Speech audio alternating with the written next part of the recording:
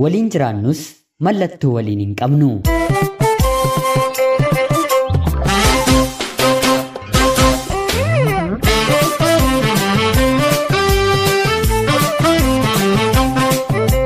Ani maqaan koo Shawaayyee Keen jedhama. Kanan dhaladhee guddadhee aanaa Calleyaa keessatti yeroo ta'u barnoota koos kutaa 1 hanga 5tti haadhaaf abbaa koo biratti baradhe. Yeroon kutaa 5ffaa ga'u namtichi umuriidhaan baay'ee na caalu tokko fuudhuudhaaf gara maatii kootti ni ergata. Haa ta'uutii garuu haatii fi abbaan koo umuriin illee waan namicha kana madaalaniif mucaa keenya siif hin kenninu jedhanii didanii. Kana duratti namichi na fuudhuudhaaf gara maatii kootti ergate kuni haadha manaa 2 erga fuudhee booda lamaan isaaniiyyuu kan ofirraa ari'eedha. Haa ta'uutii garuu haatii fi abbaan koo erga sadidanii booda eebila 16 bara 1998 mana barumsaatii hiriyoota koo waliin galaatu hin jiru dargaggootaan na buchisiise.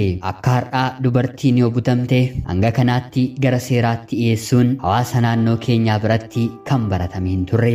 Akka butamnaan danda'anii ma jiraachuudha. Erga na butee boodas maatii kiyya araarfachuuf yaalus hanga baatii 3tti tole jechuun didanii. Anis isa bira baatii 3 ergan guutee booda galgala haraqee isaa dhugee machaa'ee yeroo inni manatti galu fulduraa fi duubaan manatti qollofeen halkaniin baheen mana adaadaa kootti badee. Ganama obboroo mana adaadaa kootii baheenis maatii koo bira dhaqee. Haatii fi abbaan koos baganuun dhufte jedhanii gammachuudhaan na fudhatanii. Haa ta'uutii garuu ersa jalaa baatee galte waan naan jedhaniif dubbii namoota ollaa kootiif jecha mana maatii koo jiraachuun natti ulfaate. Namtichi kunis si'a baay'ee na butuudhaaf dargaggoota natti ergee. Haa ta'uutii garuu manaatii gara magaalaatti yeroon deemus eessumoota koo waliin yookiin immoo obboloota koo hangafaa waliinidha waan ta'eef milkaa'uuf hin dandeenye. Waggaa tokko gubeenis mana barumsaatti galeen barachuudhaaf yeroo yaalu fedhiin gara fuulduraatti jireenyaaf hin qabu abdii na kutachiisee daree keessa taa'een yeroo barsiisaan barsiisu har'amoo bor lubbuu koon balleessaa maaliin yoon balleesse immoo naaf milkaa'uu danda'a kan jedhu taa'een itti yaada ture. Haala dhiphina koos kan irratti hubatte haati koo yeroon mana barumsaatii deebi'u gochaa koo hundumaan hordofti.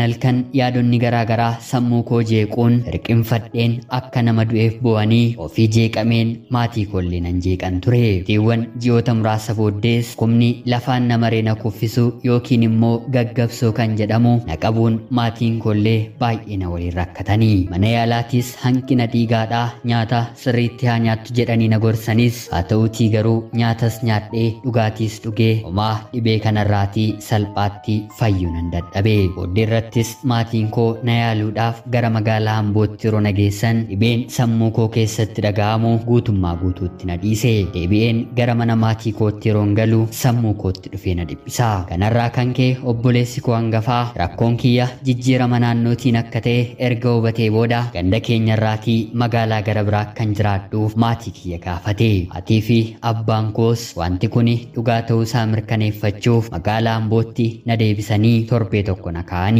Dhugumas yaanni obboleessa koo kaasee sirriima ta'ee hojiin yookiin gochi hafuura seexanaatiin hojjetamu maatii koo waliin nagaadhaan akka hin jiraanneef akka narratti hojjetames shakkame. Abbaan kiyyas shakkii kana adda baafachuuf gara mana warra waa beekaa jedhaman deemee yeroo isaan gaafatu namtichi kana dura anaan bute sun akka ani fayyaan arganneef ji'a ji'aan handaaqqoo kormaa qaalluuf akka inni gabbaru dhageenye. Nis wanta kana erga abbaa koo irraa dhagee booda akka narratti hojjenneedhaaf amantaa koo irratti baay'een cime. Mana maatii kiyyaas dhaquu dhiiseen hojiiwwan garaagaraa hoteelaa fi kaaffee keessa hojjechuun waggaa tokko ergan ture booda hojii humnaa kan guyyaa hojjechuun eegale. Bakkan hojii humnaa hojjedhu kanattis dargaggeessa maqaansaa Tii jedhamu dabareedhaan barnoota isaa kutaa 11ffaa kan baratu dabaree biraatiin immoo nu waliin hojii humnaa hojjetee jireenya isaa gaggeeffatu tokko waliin walbarrees baatii 2 keessatti gaaffii jaalalaanaaf dhiyeesse. Anis nama jireenyaaf abdii kutee akkan ta'ee fi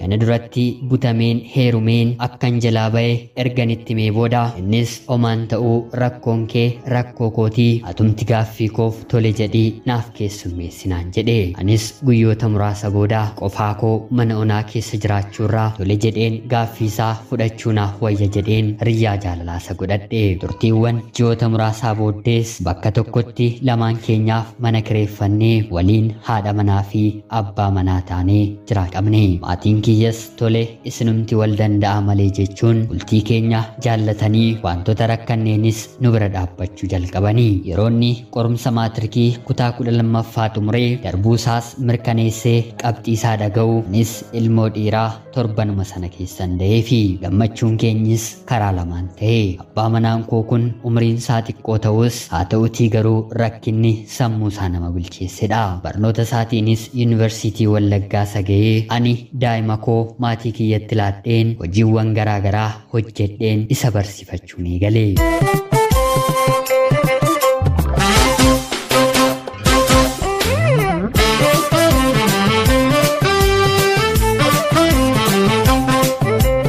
Jireenya isaatti rakkoon tokko illee akka isatti hin dhaga'amneef haadhaa fi abbaa ta'een waggaa 3 isa barsiise. Innis rakkoo fi humna koo waan hubatuuf barumsa isaa seeraan hordofa. Yeroo eebbifamus maatii koo fi obboloota koo qabadheen yuunivarsiitii Wallaggaatti deemnee isa eebbisne. Qabxii gaariis wanta fidee jiruuf kallachumaan barnoota digirii lammaffaasaa yuunivarsiitii Arbaa Mincitti jalqabe. Yeroo kanatti miindaallee waan argateef gargaarsa narraan barbaadu. Anaa fi daa'ima koos nu gargaaruu jalqabe. Otuu barumsa isaa digirii lammaffaarra jirus rabbi nu gargaaree daa'ima lammaffaas ilmoo dhiiraa arganne. Otuu barnoota isaa lammaffaa kanarra jirus hiriyoota isaa waliin dhukkubii yookiin afoosha seenuun bakka lamaa lafa nuuf bite. Rabbis isa gargaaree eebbifamee deebi'ee yuunivarsiitii Wallaggaa keessatti barsiisuu eegale.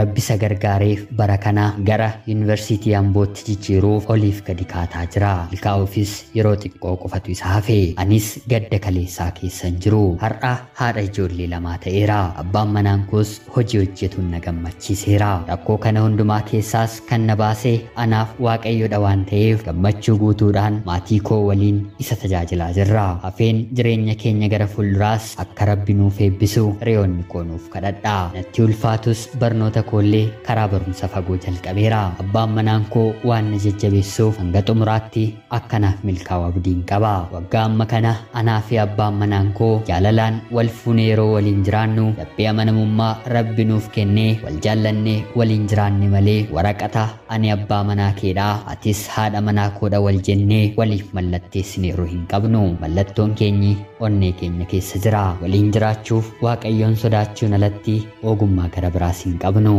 Obboleettii keessan Shawaayyee kee magaalaa Amboorraa Faadhaa nagaatti galatoomaa.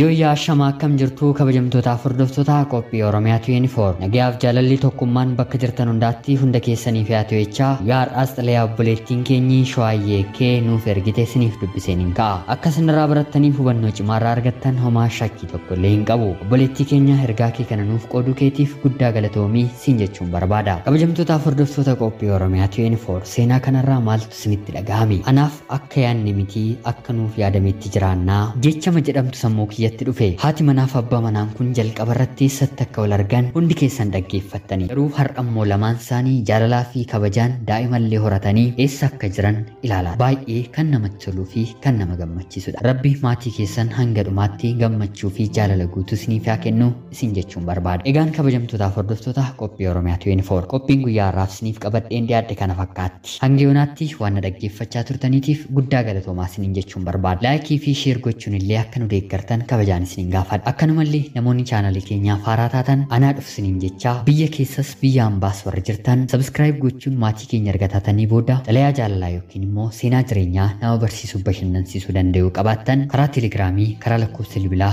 937386564 xalayaa yookiin seenaa keessan nuuf qooduun irratti hirmaachuu ni dandeessu. Ergaan keessan kan nama barsiisuu bashannansiisuu yookiin immoo yaada dhaggeeffattootaa kan barbaadu yoo ta'e haala kanaan qindeensinee dabaree qabsiisnee qilleensarraan oolchina. Qopheessuuf qindeessuun isin waliin kanan ture anis Gamsa Shoomeeti. Qophii gara biraa wal fakkaatuun guyyaa boree hanga walitti deebinutti bakka jirtan maraan turtii gaarii horaa bulaa.